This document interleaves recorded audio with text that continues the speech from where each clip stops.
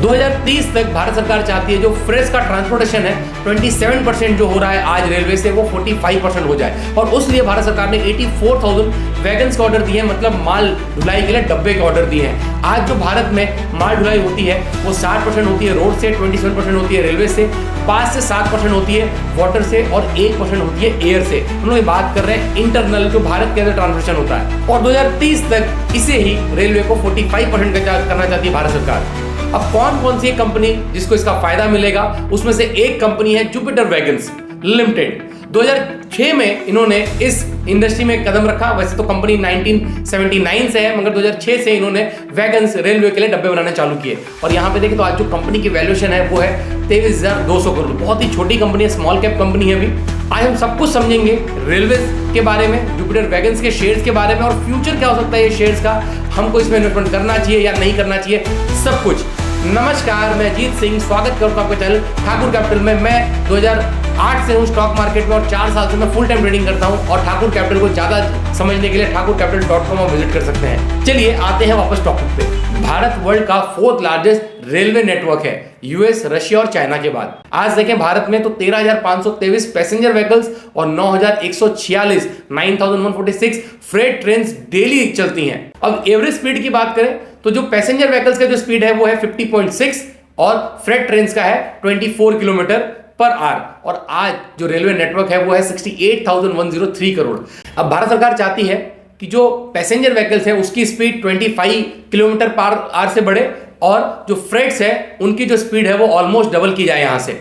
अब देखें तो यहां पे जो रेलवे को रेवेन्यू आता है वो आता है फ्रेट से 75% और बाकी जो रेवेन्यू आता है वो पैसेंजर व्हीकल से आता है। मतलब यहां पे देखिए जो कंट्रीब्यूशन है रेलवे में वो माल गाड़ियों का ही है।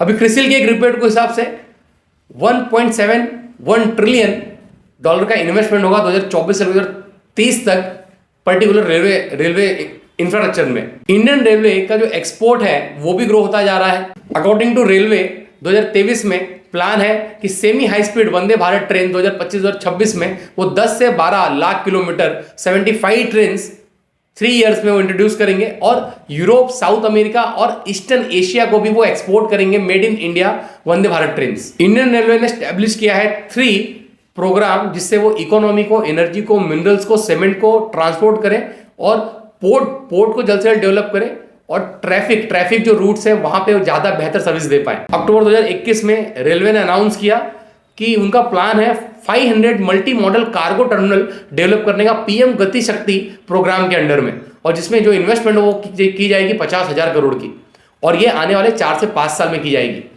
मतलब यहाँ पे कार्गो में काफी फोकस कर रही है गवर्नमेंट ऑफ इंडिया, भारत सरकार। और जो भारत सरकार का मेन फोकस है गवर्नमेंट ऑफ इंडिया का, जो फ्रेट को लेके वो पार्सल, बल्क कार्गो, कोल, स्टील, सीमेंट, ये सब ट्रांसपोर्टेशन करना है। अब जो रेलवे में जो गेम चेंजिंग हुआ है वो हुआ है डीएफसी से, डेडिकेटेड फ्रेट कॉरिडोर। अब यहाँ पे ये ईस्टर्न फ्रेट कॉरिडोर और वेस्टर्न फ्रेट कॉरिडोर, ये 2 चीजें डेवलप की है भारत सरकार ने। अब यहाँ पे देखें तो जो ये फ्रेट कॉरिडोर्स है इन पे सिर्फ मालगाड़ियां चलेंगी। अब यहाँ पे देखें तो भारत सरकार ने प्राइवेट प्लेयर को भी इसमें एंट्री दी है रेलवे में इन्वेस्टमेंट करने के लिए, और इससे भी देखें तो अच्छी तरह से इन्वेस्टमेंट बढ़ेगा यहाँ पे और ग्रोथ देखने मिलेगी।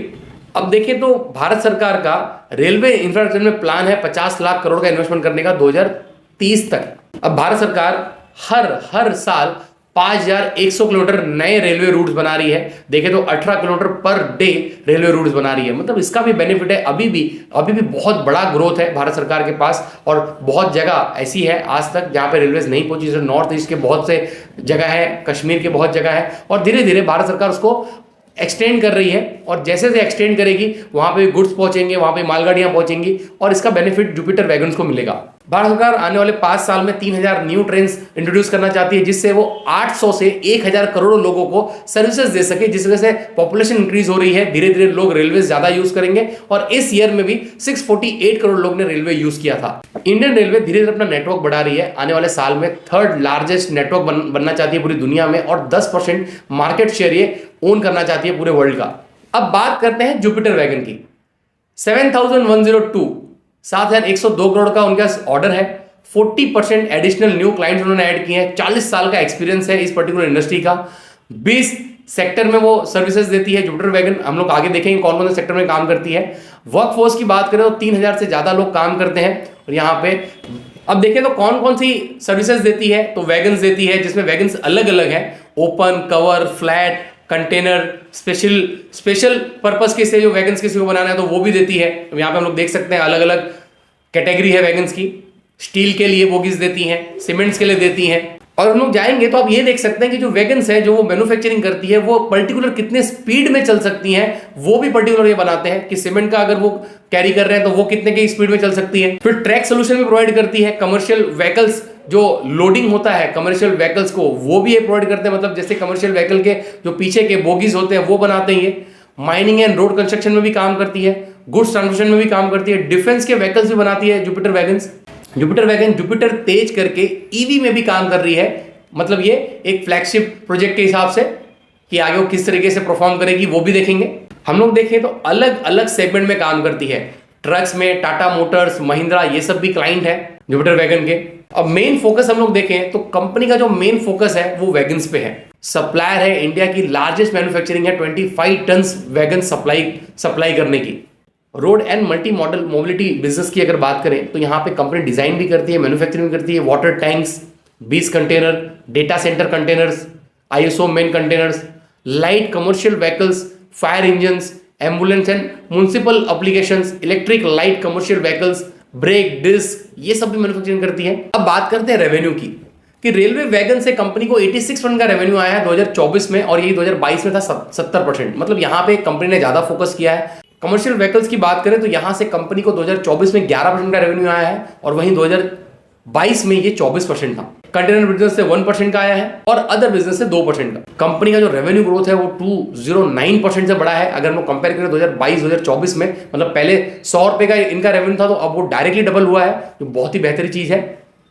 और देखें तो इंक्रीज हुआ है उनका रेलवे में पर्टिकुलर जो वॉल्यूम है वो 228% से ग्रो हुआ है और जो सेल्स है 280% से ग्रो हुआ है। हम लोगों ने ऑर्डर बुक की बात की कि कंपनी के पास 7,000 करोड़ से ज्यादा का ऑर्डर है। ये 2025 Q1 की बात है और अगर वही हम लोग कंपेयर करें FY22 से तो उनके पास 4,686 करोड़ का ऑर्डर था।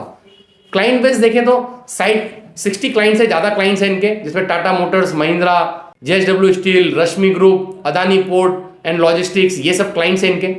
मैन्युफैक्चरिंग 12 मैन्युफैक्चरिंग यूनिट्स हैं इनकी और आज जो वैगन्स हैं इनके वो 8,000 वैगन्स पर ईयर ये बना सकते हैं और ये फोकस कर रहे हैं आने वाले 2 साल में कि इसको बढ़ा के 10,000 करें।